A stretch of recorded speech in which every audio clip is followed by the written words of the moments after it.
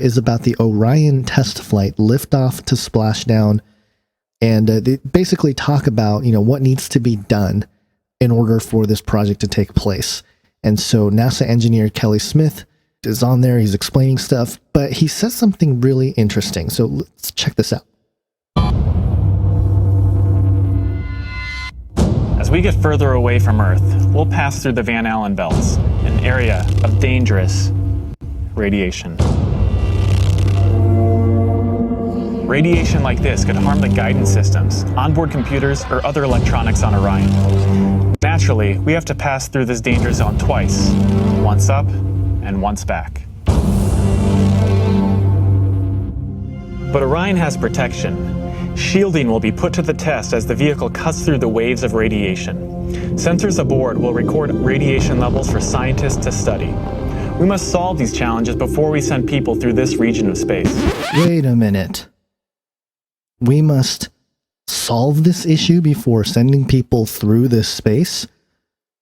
What happened during the moon missions? Didn't they go through the Van Allen belt as well? So, I don't know. Just wanted to point out this discrepancy where in this video, this guy is talking about how the equipment can fail and the navigation can fail and we're going to have to figure this out before we put people through it. Well, what's to figure out? Didn't you guys figure that out like 50 years ago or something? Just very strange that they would say that. Did they spill the beans? Maybe. Well, if you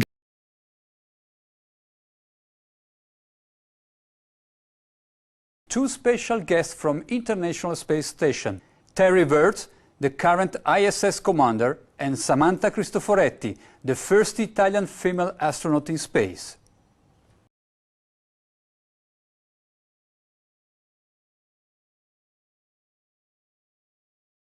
Hi Terry, buongiorno Samantha. Thank you very much for joining us on Euronews.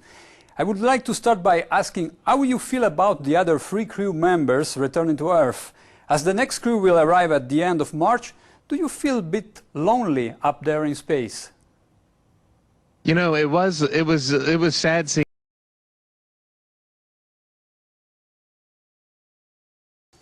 And what comes after the International Space Station once its mission is over? How do we ensure the presence of humans in space? Well, that's a great question. The plan that NASA has is to build a rocket called SLS, which is a heavy lift rocket. It's something that is much bigger than what we have today, and it will be able to launch the Orion capsule with humans on board, as well as landers or other components to destinations beyond Earth orbit. Right now, we only can fly in Earth orbit. That's the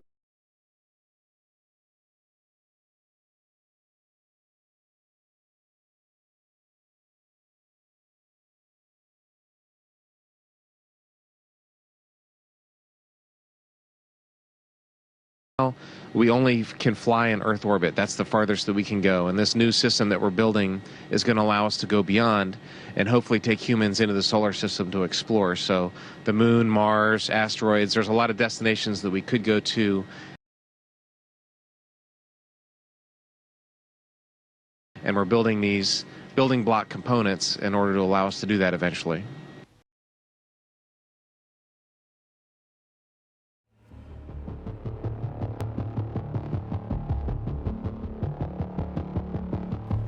Orion is getting ready to launch.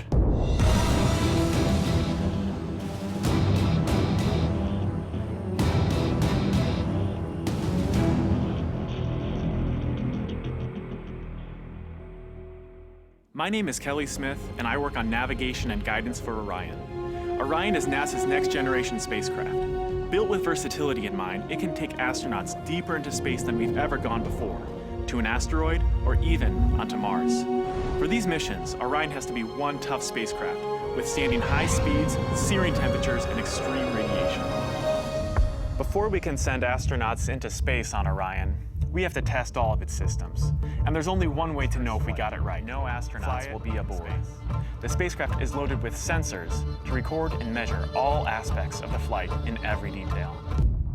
It all begins with launch, aboard a Delta IV Heavy. As the spacecraft and the upper stage begin their first lap around Earth, Mission Control in Houston is monitoring the progress of the flight. Orion's over 100 miles up and going about 17,000 miles per hour. Just as it passes over the Indian Ocean, we lose communication.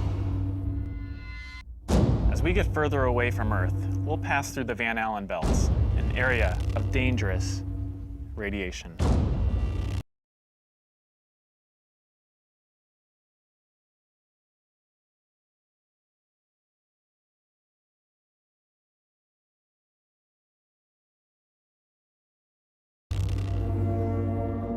Radiation like this could harm the guidance systems, onboard computers, or other electronics on Orion. Naturally, we have to pass through this danger zone twice, once up and once back.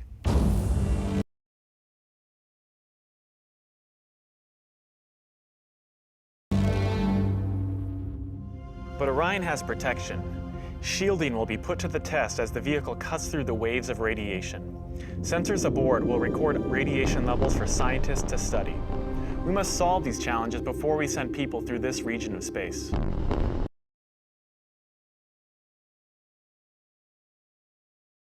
It's great to be a part of this first space flight for Orion, and we're looking forward to beginning a new chapter in human space exploration.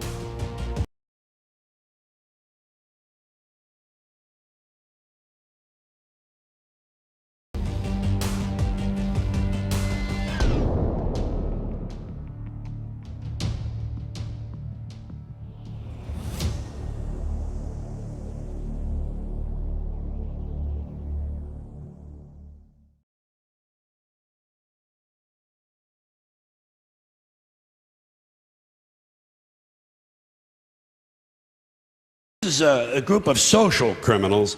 These people in the space program. Nassholes, I call them. In case you haven't heard, the latest disaster for the rest of the universe is that the United States is going to go to Mars. Okay? Oh, yeah.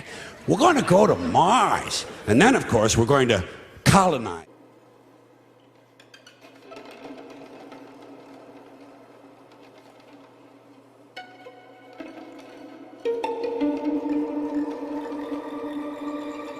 Question number two. Wait, but you gotta know, let me just so you understand.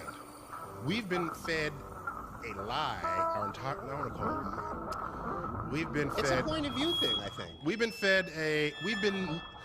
Earth has been misrepresented to us by geologists. Because the globes that you buy, that you rub your fingers over, and you feel the Himalayas, and you feel the Rocky Mountains. No.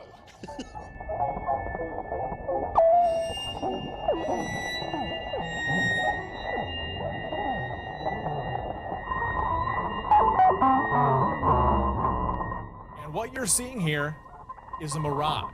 We typically would not be able to see this from the Lake Michigan shore. We talked about this last night. Conditions are right on the lake, but we're actually seeing a mirage.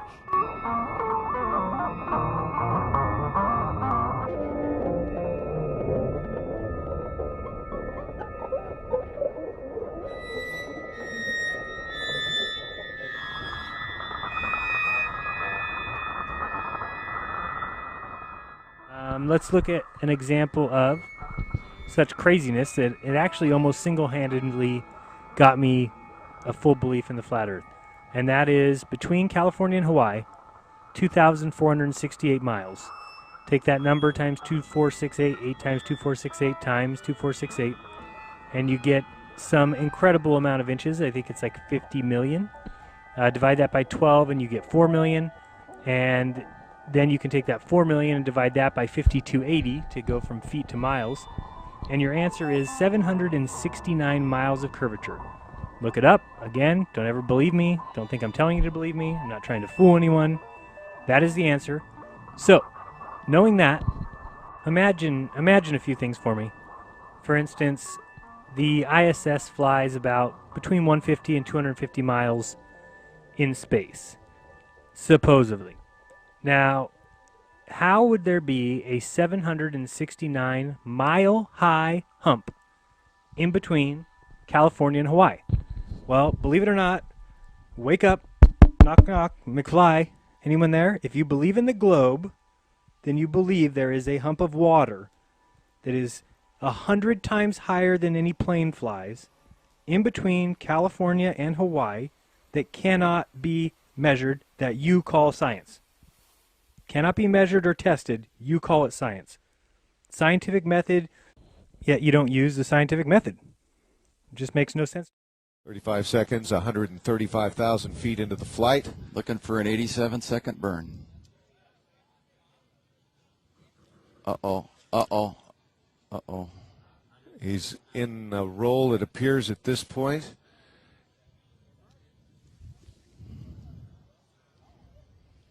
Does not appear to be a scripted maneuver.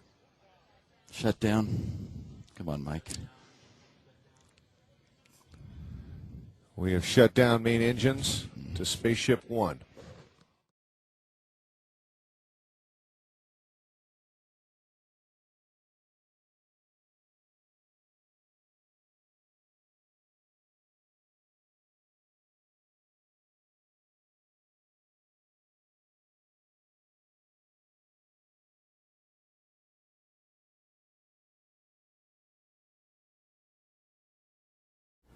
The horizon line is flat, which is impossible if the Earth is a convex ball. So this kind of bothers me. It really intrigues me, seeing I have a science background. I have a bachelor's of science in mechanical engineering and have always been intrigued by science. Read many books on evolution and creationism and all these different topics. And with mechanical engineering, you do a lot of math, and you do a lot more than that. You do vibration, statics, dynamics, thermodynamics, all manner of different types of analysis with physics, and they're just highly detailed analysis in various realms of physics, where you take friction into account, or vibration, or all these different things, and you end up with formulas this long, literally, with 20 variables, and then you end up doing 20-page calculations.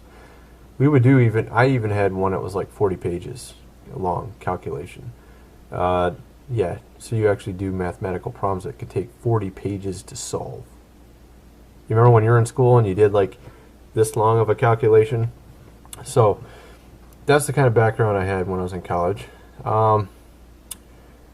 And this really bothers me. See, a lot of people, they just drink the Kool-Aid, they just believe whatever they're told. But the concern I have here is, why is the horizon line always flat? That should really...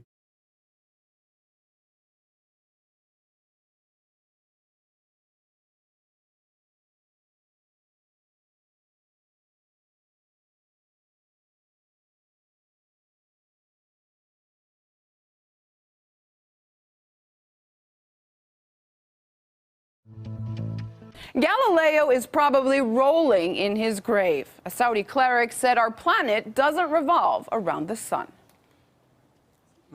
Let's say we go to Sharjah Airport to travel to China by plane. Understand? Now focus. This is the Earth. Say it rotates and we leave the airport. The Earth is rotating, right? So if you say the plane stops still in the air, wouldn't China be coming towards it? Yes or no? If the Earth rotates in the other direction, the plane will not be able to reach China because China is also rotating as the plane rotates.